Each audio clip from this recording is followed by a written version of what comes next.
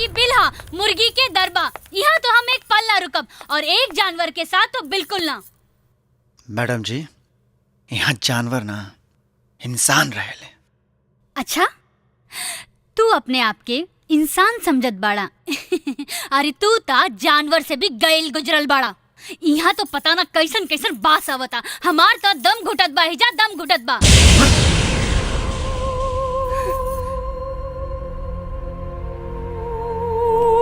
आपके दम घुटे चाहे आपके सांस रुके, पर आपके रहे के यही जगह और ये बाबूजी के आदेश बा। आदेश माय फुट। अगर हमरा के मालूम रहत के हमरा के ई मुर्गी खाना में रहे के बा तो हम बाबूजी के आदेश कबो न मनले रहती। हम यहाँ ना रहब और हम आपके यहाँ से जाए ना दे। अच्छा, तू रुकबा हमरा के, तू रुकबा त रोका, हम जा रहल बानी। रुक जाए मैडम।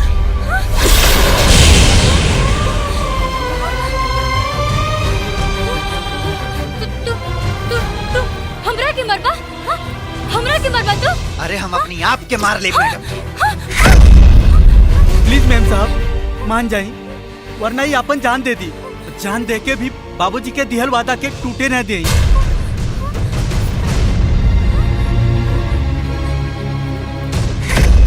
ठीक बा, लेकिन हमके हमार जरूरत के हर चीज चाहिए। काहे से हम अपन सगरो सामान घरे भूल गइल बानी। बिल्कुल मिली। एगो कागज पे अपने जरूरत के सामान लिख दी, हम अबे ले आवत बानी। ठीक बा।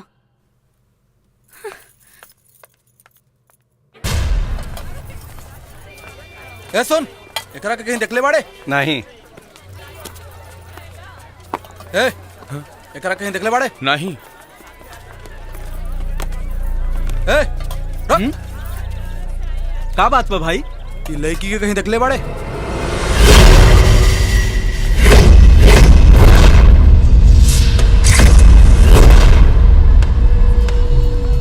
हमरा के ना, एकरा के कहीं देखले बाड़े? हाँ तो बड़ी सुंदर बनी हो कि हई। अरे साला, हम तोहरा से पूछे तानी तो उल्टा हमसे पूछे ताड़े। जब नहीं के मालूम तो सीधे बोल ना, नहीं के मालूम। टाइम वेस्ट काहे कर ताड़े? चल चाय पियल जाए, ओके बाद देखल जाए। ए काका, ए सुनात नहीं के का? दो ठो चाय भेज। भेजे तानी। हई पर्ची में लिखल सामान दहो। अरे ई तो शहरी लेकिन के सामान बा। ते का करबे गुलुआ ई कुल? काहे हमारे घरे सारी लड़की ना आ सकल इनका। तू अपन काम करा, दाम ले, आम खा, उठली मत गिना, जल्दी सामान दे। ठीक बा ठीक बा ठीक बा।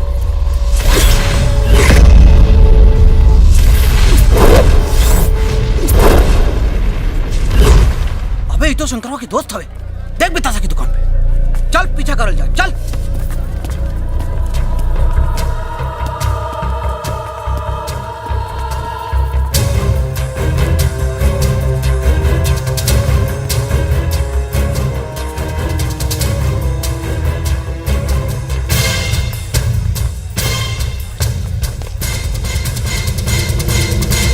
अरिया भाई चकमा दे गई।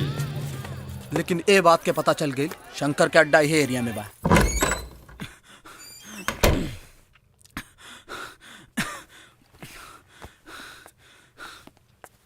अरे गुल्लू, ऐसे कहाँ फतड़ा? कोनो साढ़ पीछे पड़ गया का? साढ़ ना शंकर, कुत्ता। कुत्ता? हाँ, संग्राम सिंह के कुल कुत्ता पीछे पड़ गई लाने। वो कुल तोहरा के कहाँ बैठा गई ना सा? मैम साहब के फोटो लेके चारों तरफ ढूंढत बाटे। एकर मतलब वो यहाँ भी आ सके ना सा। गुल्लू, ऐसे पहले कुल यहाँ हुआ सा, हमन के जगह खाली करे के पड़ी। ठीक बा। जा मैडम जी से कहा अपन सामान बांध ले। सही बा। आज ही जगह खाली करे। ठीक बा ठीक बा। मैम साहब अपन सामान सब पैक कर लें, जगह खाली करे के बा। काहे? हाँ? कुछ गुंडन के डर से। वैसे तो बड़ा सूरमा बनेले। हाँ, 100 पे अकेले भारी पड़ेले। अब का डरा गईले? जा जाके पूछा। ठीक। मैम साहब पूछत बानी, डेरात काहे बाने? हम डरात नहीं खी गुल्लू। यहाँ तो जे आई वो अपनी जान से जाई। बाकी बार बार खून देख के उहे बेहोश हो जाली, जो कह दे उनसे। ठीक बा। मैम साहब खून देख के आप बेहोश हो जाली। खून देख के ना, एगो कसाई और जानवर देख के। जो जाके बोल दो। मैम साहब एगो कसाई के देख के बेहोश हो जाली। गुल्लू, ए समय मैम साहब एगो जानवर है, एगो कसाईये की छत्र छाया में बाड़ी, जाके बोल दे उनसे। अरे बस करी लोगन, जाके बोल। हाँ, हम कौन धोबी के कुत्ता है का? कल फैसला तो हम लोगन जाता रही, हम अपन काम करे। छोटे मालिक आ गए। कारे हरिया, कुछ पता चलल? कुछ नहीं छोटे मालिक। जैसन की तू बतौले रहले कि शंकरवा का दोस्त लड़की का सामान खरीदे बाजार में आई रहे, एकर मतलब लड़की शंकरवा का साथे भी आ। गली गली चप्पा चप्पा छान मारा सन, पता लगते ही हमरा के खबर कर। आई मैम साहब, खाना खा ली ना तो ठंडा हो जाई। ली शंकर भैया, तुहन लोगन खा ली, हम बाद में खा लेब।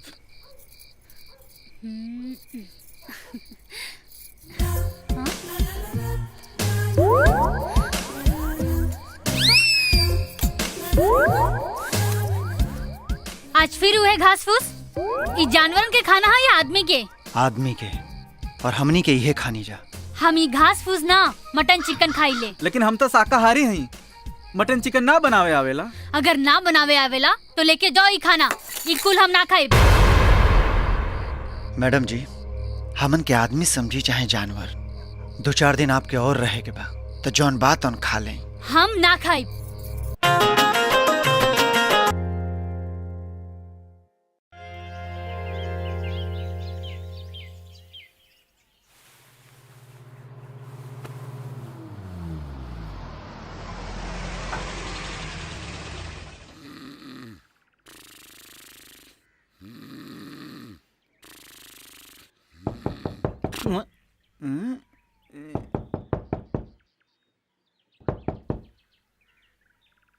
पता नहीं कौन सवेरे सवेरे आ गए।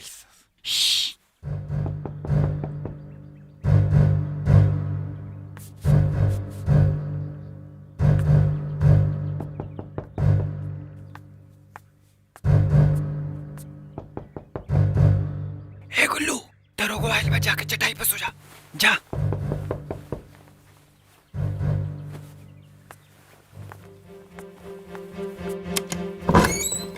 अरे दरोगा जी, आप इतना सवेरे सवेरे? सब ठीक बा ना? मेम साहब के बुलाओ। मेम साहब? अरे अबे हमार ब्याह शादी भइल नहीं है, तो मेम साहब के कहाँ से बुलाई? हाँ? अरे हम तोहार ना, हाँ। विधायक जी के बेटी प्रिया मेम साहब के बात कर रहल बानी। ले फिर से मजाक। अरे वो यहाँ का करिए दादा? बाकी हमरा पक्का खबर मिलल बा कि वो एहजे बाड़ी। तब तो ये जान लें कि आपके संगे के वो बहुत बड़ मजाक कर दिले बा। अब आपे सोचें कि महल का रानी यहाँ कहाँ हमन के नौकर चाकर के बीच में रही हैं? ऊ के सुतल बा?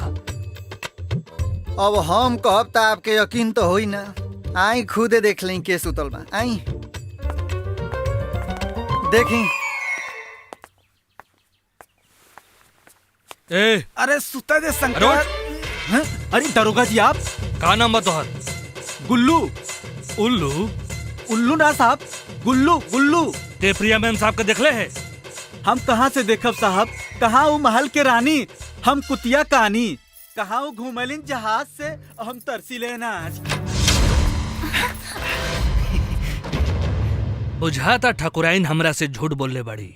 अरे दरोगा जी, हम तो आपसे पहले ही कहले रहनी कि वो मजाक कैले बा आपके साथ है। हाँ? ठीक बा, हम चलता नहीं। अच्छा जयराम जी की।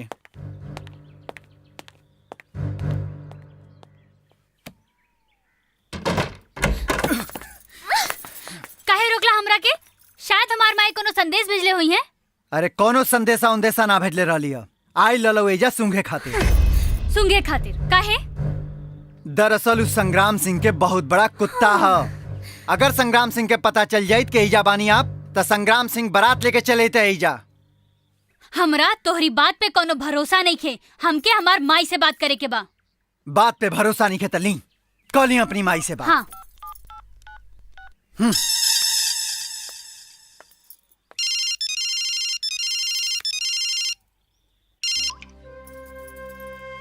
हेलो। हेलो माई, प्रणाम। हाँ प्रिया बेटी, कैसन बाड़ू? माई हम तो बिल्कुल ठीक बानी। अच्छा एगो बात बताई कि ऊ दरोगा के रउआ यहाँ भेजले रहनी का हमरा लगे?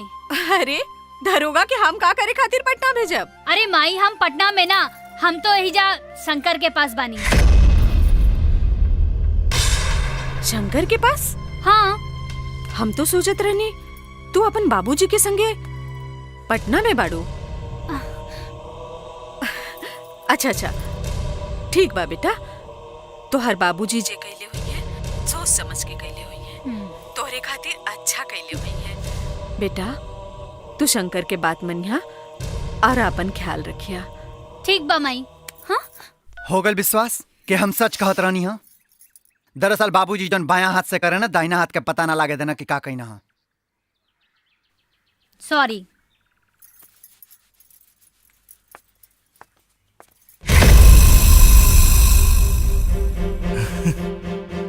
दरोगा से दुगले।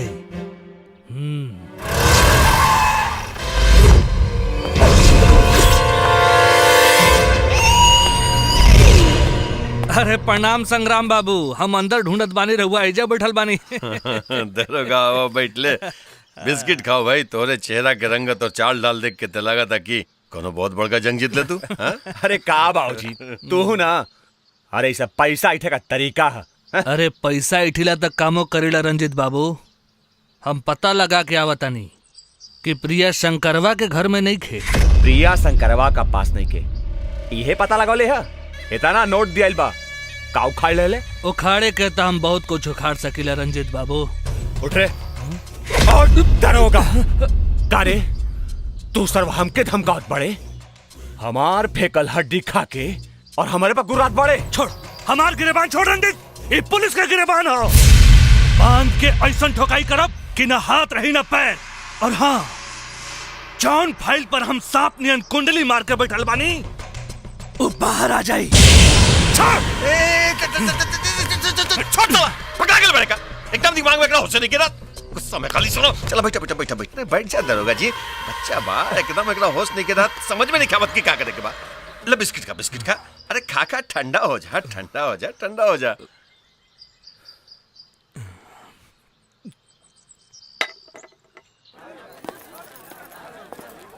हरिया भाई, 2 दिन हो गल फील्डिंग लगावार, शंकरवा ना लोकल।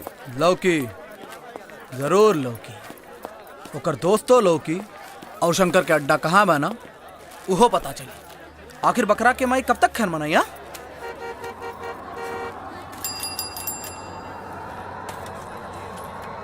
देख देख देख, विधायक की गाड़ी है। हाँ यार, ये तो विधायक है, लेकिन विधायक का घर तो यहरियन बा। ये गलियों में कहाँ जात पड़े? चल चल पीछा कर।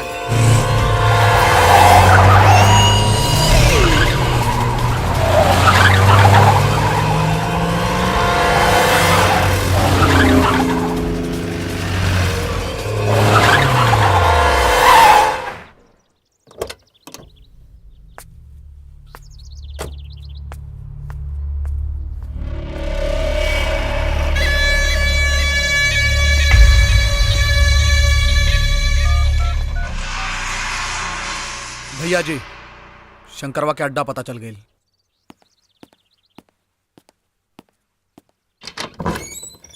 अरे बाबूजी प्रणाम। जियत्रा बाबूजी। बाबूजी कैसन बानी बाबूजी? हम ठीक बानी, तू? का बाबूजी हमरा के कहाँ छोड़ के चल गई निहा इ मुर्गी के दरबा में? बेटा कुछ जरूर इंतजाम करे करे। अब हो गई ना, हमरा के यहाँ से लेके चली। वैसे भी हमार तो यहाँ दमे घुटा था। बस बेटा 1-2 दिन, बस 1-2 दिन के बाद बा। पहले वो बाप बेटा के जेल भिजवा दी, ओकरे बाद तू आजाद पड़ो, जहां मन करे घुमा। हमार बच्चा।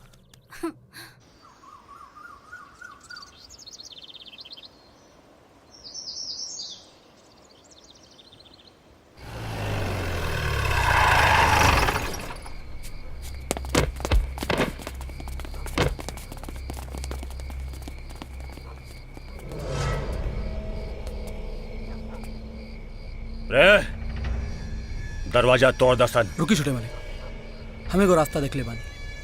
पीछे एगो पाइप बा, जेकरा से आसानी से ऊपर जाइल जा सकेला, आसानी से अंदर आइल जा सकेला। शाकाल जी भैया। तू पीछे का पाइप से ऊपर चढ़ जाओ।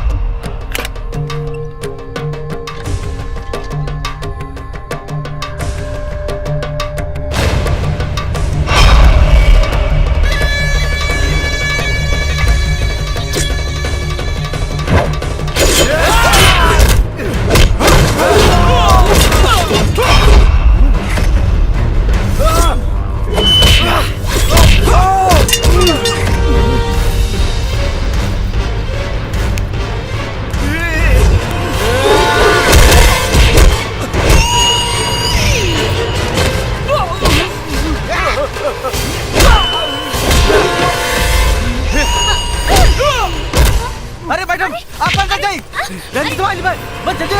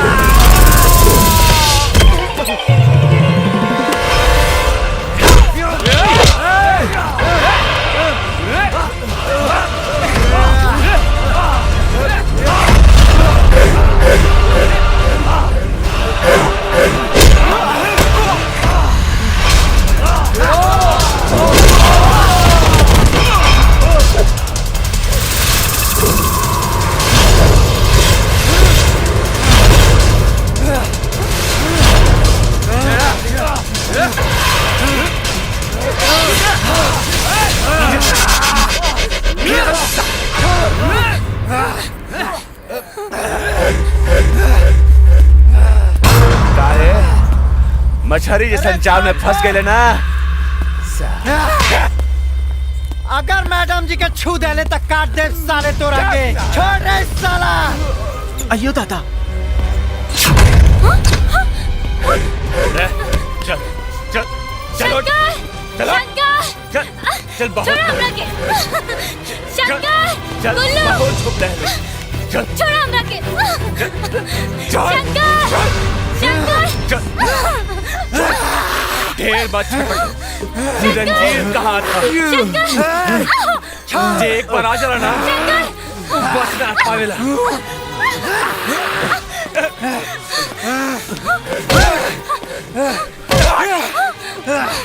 अगर मैडम जी के कुछ हो गया तो साला जमीन में जिंदा गाड़ दे। छोड़ मैडम जी के। कुत्ता के बच्चा साले। छोड़ मैडम जी के। मैडम जी